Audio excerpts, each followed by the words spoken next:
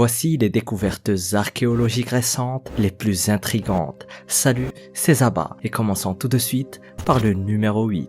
Naissance de cercueil. L'une des découvertes archéologiques les plus choquantes de tous les temps a été celle du corps d'une femme décédée enceinte et qui, entre guillemets, a accouché dans la tombe. La tombe médiévale, datée du 7e ou du 8e siècle, a été retrouvée dans la petite ville italienne d'Imola. Et malheureusement à l'époque, et pendant une très grande partie de l'histoire humaine d'ailleurs, le décès durant une grossesse ou bien un accouchement était très répandu. La tombe de la femme en question a été découverte et fouillée en 2010. Plusieurs petits ossements ont été retrouvés entre ses jambes. Les archéologues ont ensuite identifié ces ossements comme son fœtus. Il serait né 10 jours après le décès de la maman. Et une étude réalisée par les scientifiques de l'université de Bologne ont pu déterminer qu'à son décès, la mère était âgée de 25 à 35 ans. Et la mesure de la longueur du fémur du fœtus a permis de déterminer qu'il était âgé de 38 semaines. La mère était donc à 2 semaines de son terme. Son bébé ne lui a pas survécu. Selon les scientifiques, il s'agit d'un cas très rare d'expulsion fœtale post-mortem, ou ce qu'on appelle plus communément naissance de cercueil. Et la raison derrière ce phénomène rare revient aux gaz de décomposition qui envahissent la cavité abdominale lors du décès d'une femme enceinte. Et au bout d'un laps de temps, de 2 à 5 jours, la pression de ceux-ci peut finir par expulser le bébé. Mais l'analyse scientifique a permis de reconstituer plus précisément les événements et en particulier les causes de la mort de la mère. C'est un petit trou circulaire de près de 5 mm de diamètre sur le haut du front qui les a mis sur la voie. Une marque qui révèle que la jeune femme a subi une trépanation, une opération chirurgicale très délicate et connue depuis le néolithique. Elle consiste à forer un trou dans la boîte crânienne à l'aide d'un trépan, une technique qui a même inspiré celle permettant actuellement d'enlever des tumeurs au cerveau ou d'évacuer le sang lors d'hématomes. Et la malheureuse femme a sûrement succombé aux suites de l'opération ou bien de la maladie qui a nécessité l'opération. Une triste découverte. Numéro 7. La momie et le FBI. On a l'habitude d'entendre que le FBI a élucidé des enquêtes, mais cette fois, l'enquête concerne une momie vieille de 4000 ans. L'histoire commence en 2009. Le musée des beaux-arts de Boston exposait une magnifique collection d'artefacts égyptiens retrouvés dans un tombeau un siècle auparavant à Der el-Bersha. Depuis, la collection était entreposée et l'élément phare de la collection était étiqueté 10A. Cette dénomination barbante désignait en réalité une tête décapitée et momifiée. Et toute la question était donc de savoir à qui elle appartenait. Et c'est le FBI qui a apporté une réponse. Comme le raconte le New York Times, c'est une équipe très spéciale qui s'en est chargée. L'unité médico-légale du FBI, dirigée par le docteur Odile Lorey, légiste du bureau. Ils ont ainsi procédé à l'extraction du matériel génétique de la momie, une tâche très complexe. Et grâce à de la poussière récupérée dans sa dent et un mélange chimique servant à amplifier l'ADN, l'opération s'est soldée par un succès. Selon les inscriptions sur le cercueil, elle aurait appartenu à Djeouti-Nakht, chef suprême du Nome du Lièvre, qui aurait été l'administrateur du territoire égyptien du Lièvre autour du XXe siècle avant notre ère. Toutefois, les gravures expliquent également que l'homme avait été enterré avec sa femme, nommée elle aussi Djeouti-Nakht. Cette ambiguïté a poussé les scientifiques à débattre pendant de longues années sur son identité, d'autant que le visage avait été altéré par le processus de momification. Mais en connectant les données ADN à un logiciel d'analyse d'informatique, la chercheuse a donc réussi à prouver que l'ADN provenait d'un homme et que la tête serait a priori celle de l'ancien gouverneur. C'est une grande première réalisée par le FBI et cette méthode d'analyse permettra sans doute d'étudier de nombreuses autres momies à l'avenir. Mais d'ici là, il reste toujours un autre mystère à éclaircir. Pourquoi Djeouti-Nakht a-t-il été décapité?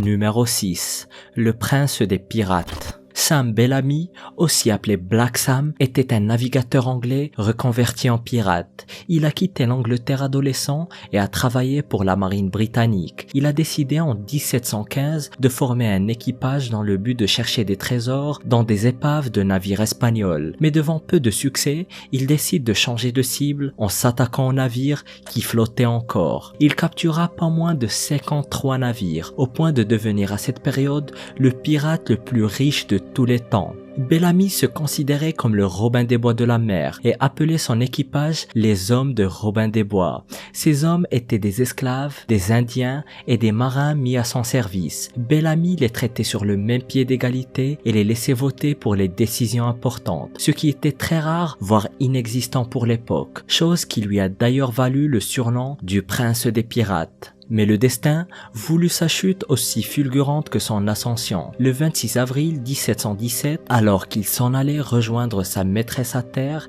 il périt aux côtés de ses 143 hommes sur son navire, le Waidagali, dans une tempête au large du capricieux Cap Cod, et son corps n'a jamais été retrouvé. L'épave de son navire, le Waidagali, a été retrouvée au large de Cap Cod en 1982, et c'est d'ailleurs la seule et unique épave de bateau pirate authentifiée. Mais ce n'est que récemment, grâce à des nouvelles technologies, que les ossements de 6 corps ont été retrouvés proches de l'épave. Les concrétions ont donc permis la conservation des précieux restes humains durant plusieurs siècles sous l'eau. La prochaine étape va consister à extraire les ossements des concrétions afin de réaliser des tests ADN et de lever enfin le voile sur l'identité des défunts. L'archéologue Barry Clifford a conclu: si nous trouvons Bellamy, nous le renverrons dans son cimetière local, dans son village natal de Hittlesleigh en Angleterre, et ils en seraient extrêmement honorés.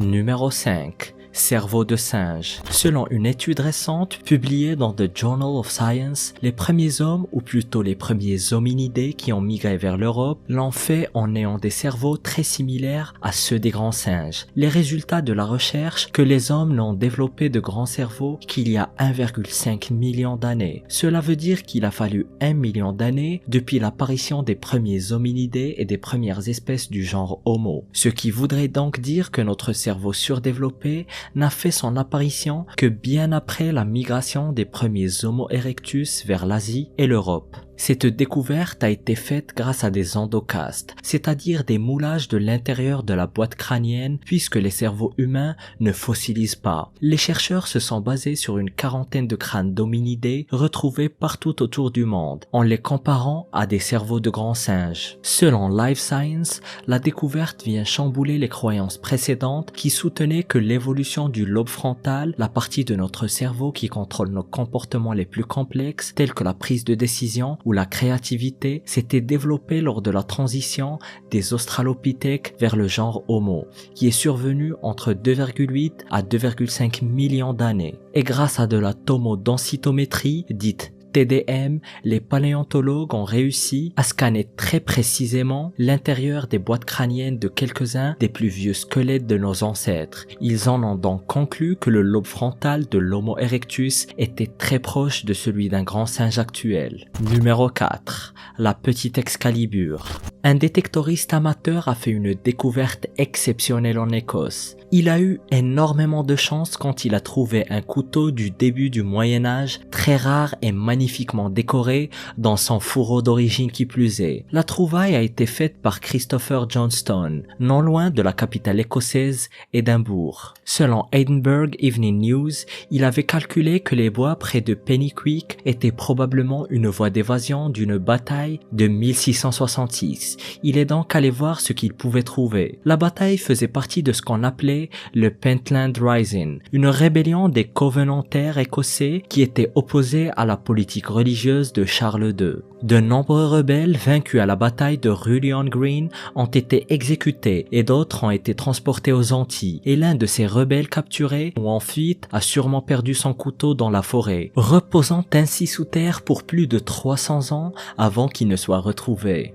Le couteau était tenu fermement dans le fourreau et ne pouvait pas être enlevé. Monsieur Johnstone l'a apporté à un archéologue du conseil de Midlothian et lui a confirmé qu'il s'agit bien d'un couteau. Il lui a aussi donné des conseils sur la manière de retirer l'arme du fourreau en toute sécurité. L'archéologue lui a conseillé de placer l'objet dans le four à très basse température avec la porte ouverte. Cela lui a permis de retirer le couteau de son fourreau en toute sécurité sans l'endommager. C'était un moment digne d'Excalibur pour moi quand j'ai sorti le manche et qu'il y avait une lame, a déclaré Monsieur Johnstone. Numéro 3, armure japonaise. Des travaux d'aménagement routier ont conduit au Japon à une découverte étonnante, un tombeau prestigieux de 1500 ans. Le tombeau contenait un sarcophage très massif en pierre, des restes humains et surtout une cuirasse de fer appelée tanko. C'est une excellente armure du 5e siècle de notre ère. Son état de conservation est extrêmement rare, explique Laurent Nespoulos, archéologue à l'INALCO. Selon Tatsuya Hashimoto, professeur d'archéologie, cette cuirasse a été fabriquée pour un dirigeant puissant de la région. Et l'armure était très probablement un présent de la part de la cour impériale de la lignée Yamato. L'époque était marquée par les conflits, puisque les princes de l'archipel du Japon se sont ligués contre des souverains de la péninsule de Corée avec lesquels ils sont ensuite entrés en guerre. Au lendemain de ces périodes de conflit, de l'équipement à connotation militaire a commencé à apparaître dans les tombes au Japon, ce qui n'était pas le cas jusque-là, indique Laurent Nespoulos toujours. En plus de la cuirasse, une épée, son fourreau et d'autres objets tels que des pointes de flèches de fer, une lance et une hache de fer ont également été dégagés du sarcophage. À l'époque, toutes les élites de l'archipel nippon se sont faites inhumer accompagnées de matériel militaire. La tombe récemment révélée, qui remonte à la période Kofun, qui a duré de la fin du 3e siècle au 7e siècle, est l'un des plus grands tombeaux-tunnels identifiés à ce jour. Et plusieurs de ces tombeaux-tunnels sont d'ailleurs parmi les plus grands du monde, fait souvent ignoré en Occident. Numéro 2, élevage canin maya. Une nouvelle étude d'ossements d'animaux découverts dans des sites archéologiques mayas au Guatemala ont révélé l'une des premières, si ce n'est la première trace, de commerce de chiens d'élevage. Et c'est aussi l'une des premières traces de domestication d'animaux des Amériques. Il s'avère que les Mayas ont sûrement été les premiers à élever des chiens dans le but d'en faire un commerce. De plus, des ossements et des dents analysés dans le site archéologique de 3000 ans ont prouvé que les Mayas s'adonnaient au sacrifice de chiens. Mais en même temps, ils sacrifiaient même des humains. Rien d'étonnant donc. La domestication des animaux a joué un rôle très important dans le développement de la civilisation humaine telle qu'on la connaît. Mais on croyait que cette domestication avait eu lieu essentiellement en Asie et en Europe, avec essentiellement des élevages de cochons et de moutons, mais dans un but purement alimentaire. Mais cette découverte prouve donc qu'une forme de domestication avait aussi eu lieu en Mésoamérique, mais pour des raisons tout à fait différentes cette fois, des sacrifices rituels. Les chercheurs ont réalisé des analyses sur les restes de chiens et de chats retrouvés à Ceibal, au Guatemala, et qui dataient entre 700 et 350 ans avant notre ère. Et il s'est avéré que la majeure partie de leur régime alimentaire était basée sur du maïs. Ils ont aussi retrouvé les restes d'un jaguar qui lui aussi mangeait essentiellement du maïs. Pauvre jaguar. Cela prouve bien que les Mayas ont développé des élevages d'animaux, mais au lieu d'élever des poulets pour les manger, ils élevaient des chiens et de gros félins pour les sacrifier. Numéro 1. La grotte de Théopatra. La grotte de Théopatra a été occupée par des humains il y a déjà 130 000 ans. C'est un site archéologique exceptionnel situé en Grèce dans la région des Météores. Plusieurs excavations archéologiques y ont été menées au fil des ans et les experts ont retrouvé des preuves d'occupation humaine depuis le Paléolithique moyen jusqu'à la fin du Néolithique. En d'autres termes, des humains ont habité Théopatra et y ont évolué jusqu'à devenir des hommes de Néandertal assez avancés. Les fouilles archéologiques ont commencé en 1987 et elles se sont poursuivies jusqu'en 2007. Et quand les fouilles ont commencé, la grotte était d'ailleurs toujours utilisée, non pas comme habitation, mais par des bergers locaux. Et la découverte la plus importante faite dans cette grotte est ce qui est considéré comme le plus vieux mur de l'histoire, et les scientifiques ont réussi à le dater à 23 000 ans, ce qui coïncide avec la dernière période glaciaire. Ces murs ont été bâtis par les habitants de la grotte à l'aide de pierres et de boue afin de se protéger du froid. Aujourd'hui, c'est sûrement la plus vieille structure jamais bâtie par l'homme. Ce qui est fascinant, c'est qu'il aura fallu plus de 100 000 ans d'occupation continue pour que le premier mur soit enfin construit, ce qui rend donc cette grotte un témoin physique d'une partie de l'évolution de l'humanité. Et ces coïncidences historiques troublantes intriguent les scientifiques. Découvre-les en cliquant sur cette vidéo.